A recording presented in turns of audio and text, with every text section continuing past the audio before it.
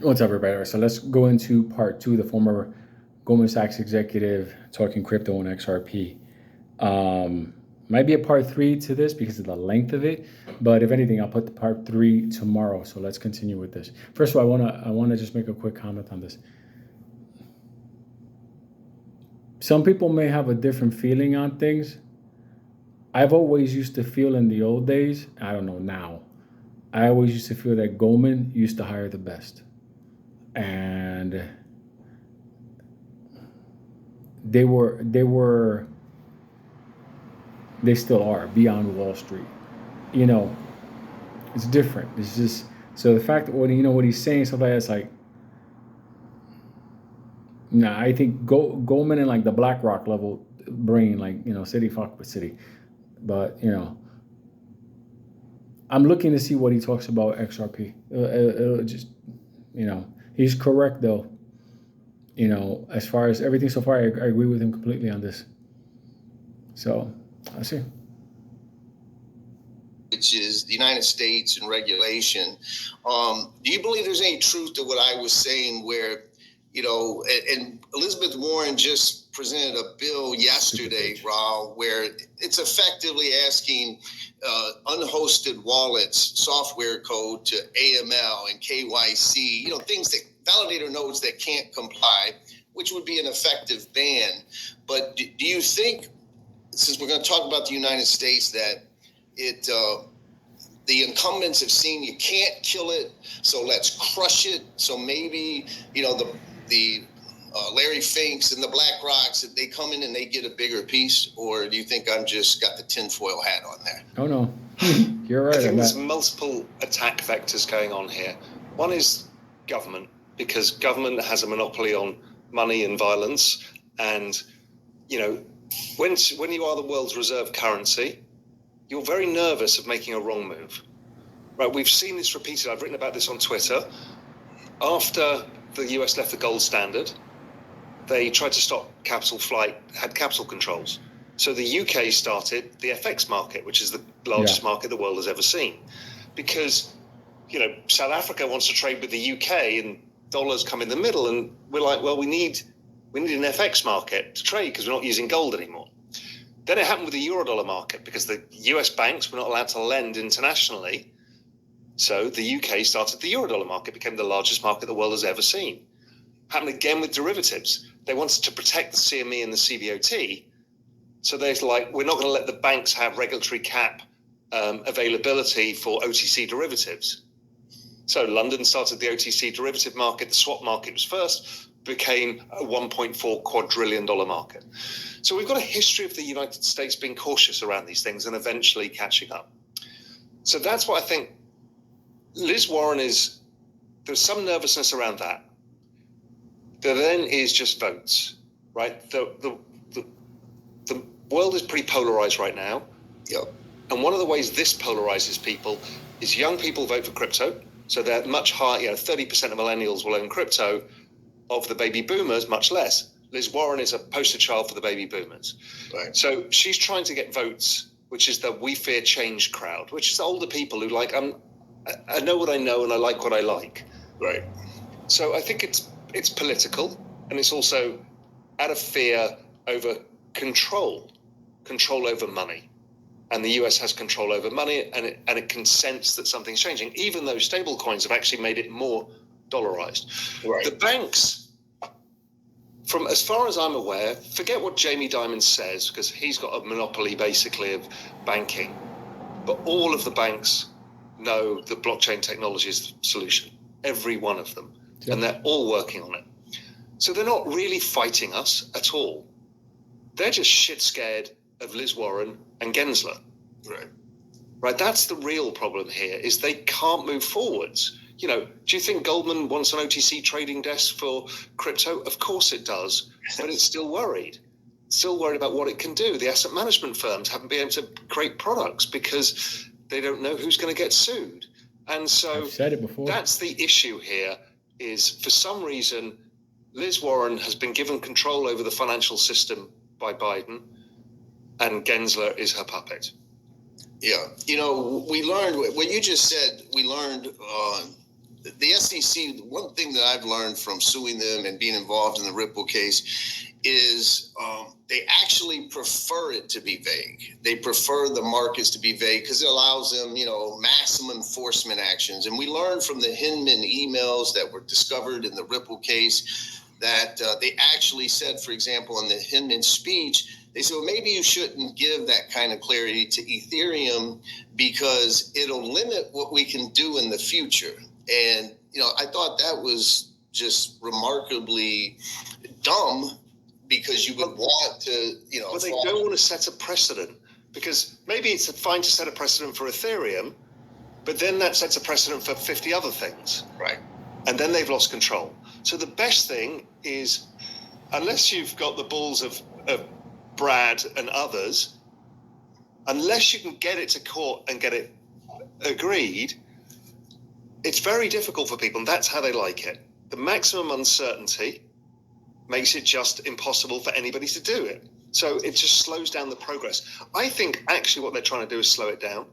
Yeah. Because if they accepted it too fast, it's like kindling, right? As we know. And we saw the same in China and India and the EU. Is they're like, okay, first we need to understand what the hell this is. Second, and this is a thing that most people won't like. Second, we need to figure out our central bank digital currency. So then we can know where the capital is going. Because if central bank digital currency is on blockchain rails, then you can see the connection as it goes onto the distributed ledger systems. Right. China did that. They closed, converted to a CBDC essentially, and they will reopen for capital flight. They reopen via Hong Kong because now they're in control of the money. They can see where it goes. Right. Blockchain's a gift for them because they can see the dollar that John spends. They can see exactly where it goes around the system. Yep. Now, they may not use it against you. It may be amazing data that we can analyze economies with. There's many things, good things that can happen. And bad. There's many bad things as well, but they're coming. But interesting enough, the US is dragging their heels on this as well. While the UK is moving there as fast as possible, the EU is doing a decent job. Switzerland, Hong Kong, Singapore. India's still slow because it's not rolled out its digital currency yet. And it's got closed capital accounts, so it doesn't want money to leave too fast. So they need to figure that bit out.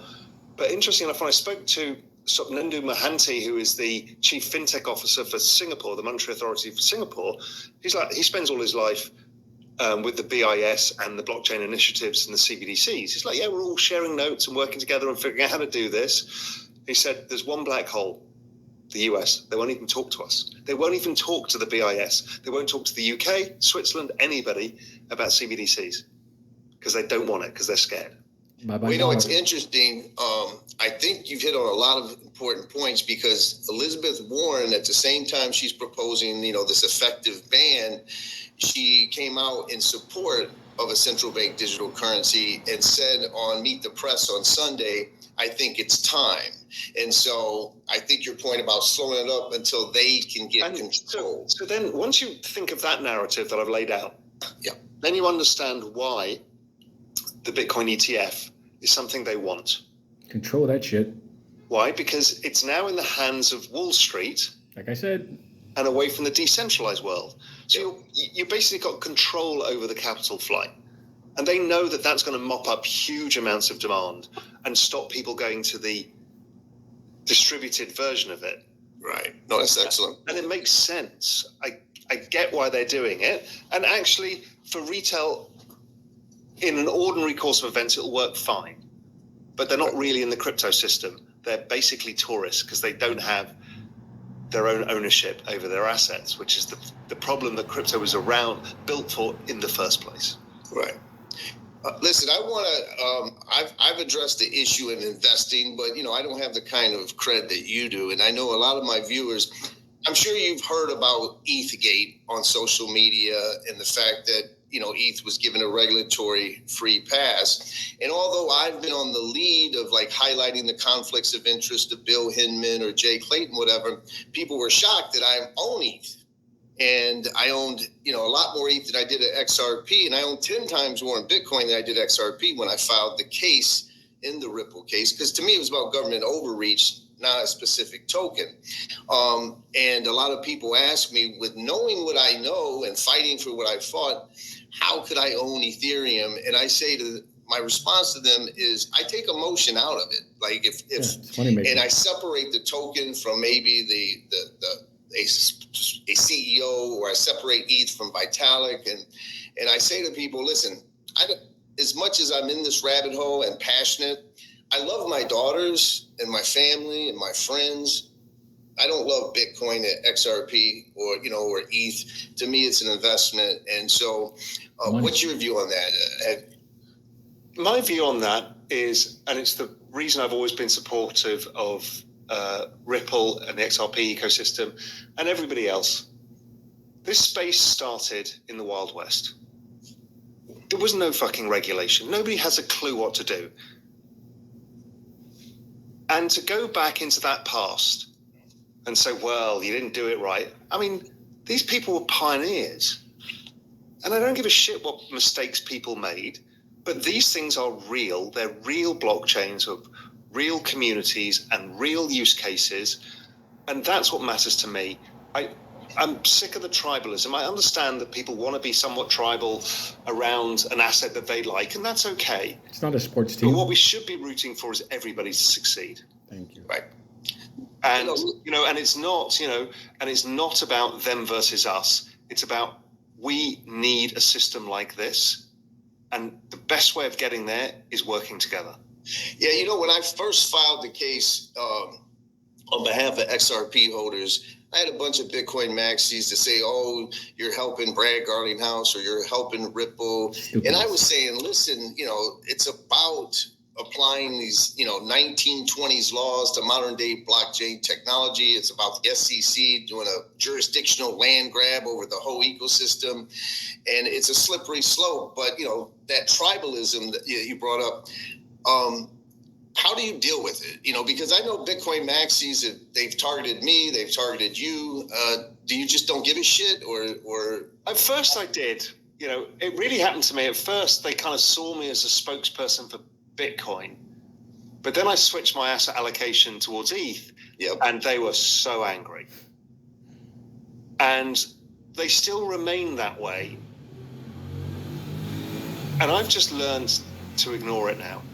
If they're really just rude, pathetic, I'll just block them.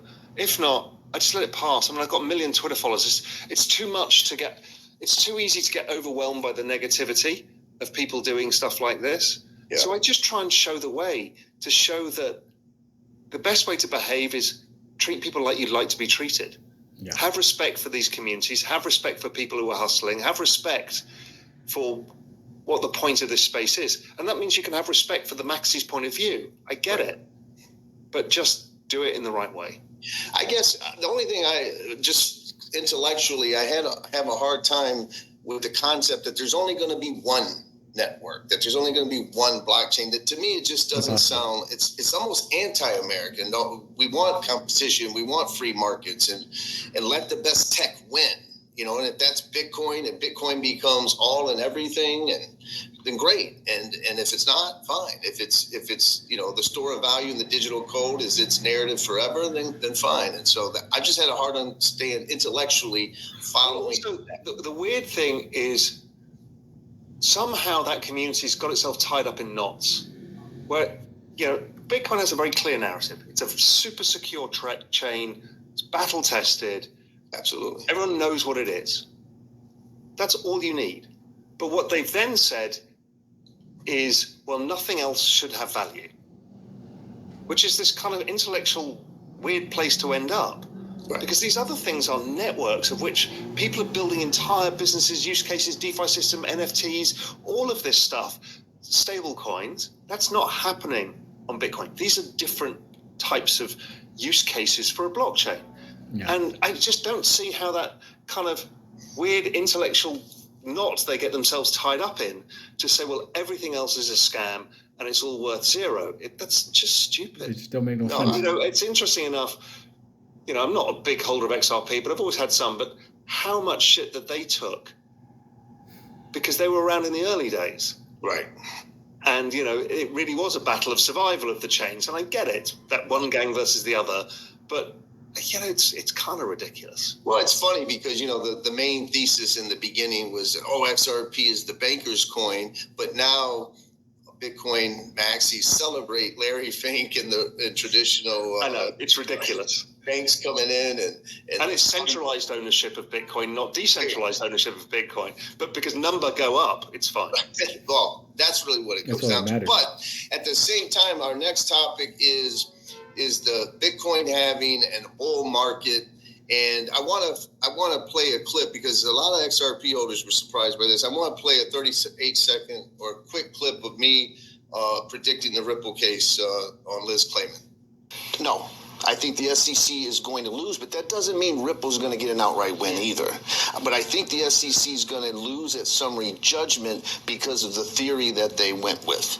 Charlie, normally when you go after a promoter, you say, well, on this particular day, you made an unregistered securities offering or sell. And that particular transaction was a security, an investment contract. And now they're saying that all sales of XRP, the token itself is a security. I think that's the problem. See, John, this is why all eyes are on this case, and why Twitter blows up every time you come on the show. Just to point out, guys. I think the SEC is going to win, and I'll tell you, it's going to be a bad day for crypto if they win. Okay, right. We're going to put that dinner on that. Steak. All right. So the point was when we got clarity in the secondary market from the judge's decision, and she said XRP is not a security. Before that, I had already told people I certainly think XRP would pierce $1, but I never believed it would reach another all-time high unless we're in the Bitcoin-led bull market. And I think that played out. I think XRP, after the decision, got close to $1 and then it faded back. And so my question to you is will tokens like XRP or ETH, will they ever decouple from this sort of Bitcoin cycle that we've witnessed? Oh, yeah. No, because the Bitcoin cycle is the macro cycle. Don't forget. Now. All assets are going up and down in this 4-year cycle, as is the economy, as are interest rates. It's all due to 2008 and resetting interest rates back to zero, all the major governments around the world. They then issued their debt in this 3 to 5 year sector, so let's call it 4 years on average, and this debt refinancing cycle is the cycle that drives Bitcoin, all crypto, all assets. It's also the presidential cycle. They're all the same thing right now, right? This is this super correlated world. Yeah. So within it, the first part, what I call macro spring, which is what we've been in, the early part of a bull market, when inflation is starting to fall, growth is still falling, but starting to try and stabilize somewhere. Normally, that's when Bitcoin outperforms. It's like in the beginning of a bond market rally, it's treasuries that outperform. Then as people get confidence and more liquidity comes in the system, they start taking more risk and it goes further out the risk curve. And that's when the alts start performing. So we're transitioning currently from macro crypto spring to macro crypto summer. So that's what's known as alt season. Let me give my little bit on this, 2 cents on this. I believe that it will decouple. Bitcoin go that way, Ethereum go that way, XRP go that way, some other coins. Because right now they're all tied to the current old legacy system, the US dollar, the Treasury, Wall Street. I believe that system is about to break. They fucked up the money. I've said this before a billion times. They fucked up the money system. We may not even have an election in 2024. So there's a lot of things that may not even come to pass. The Fed, the system of the Fed now it should never have allowed, but it's broken. Once CBDCs are entered into place and they try to mandate people to use that instead of currency, that may not go down the way people think it's going to go down. So I believe at a certain point, you're going to see all these blockchains go in different directions, go do their job. It's like when you're in school, when you're a kid, everybody's your friend, you're in school, you're there. But at a certain point, when you graduate, everybody has to go a different direction. Doesn't matter, you were part of the football team, you hung out together, you were part of the same homeschool, you guys knew each other for years. When graduation comes, everybody has to go their certain different ways. I believe that crypto has not had its graduation day yet. And the graduation day for crypto, and I'm going to say it here, is when the U.S. financial system fucking fails. When ATMs go dry, when banks freaking go shut down, when the government can't bail shit, and at the end of the day, people have to do something that they've never done before. Choose their currency, choose their network, choose how they store their money, which is their crypto. And businesses have to learn how to do, settlements. Right now everybody's terrified. They don't want to move in America and adopt XRP. Why do you think? He said the same thing. Everybody's waiting. They're like, on the side until. Will Bitcoin have its run? Yes. Will Ethereum has its run? Yeah. XRP has its run? Yeah. At a certain point within a 5-year time frame, you're going to see the graduating class of crypto. And then you're going to, it's like later on, you see somebody you used to want to go to school. You saw them every day when you were a kid. Oh my God, how have you been? It's been such a long time. Look how you've grown up.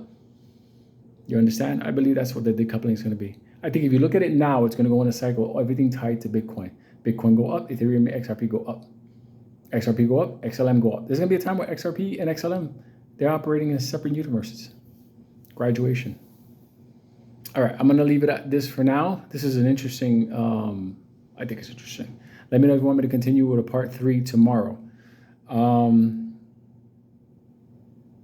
See, the difference with this channel, I look at, you're my living room.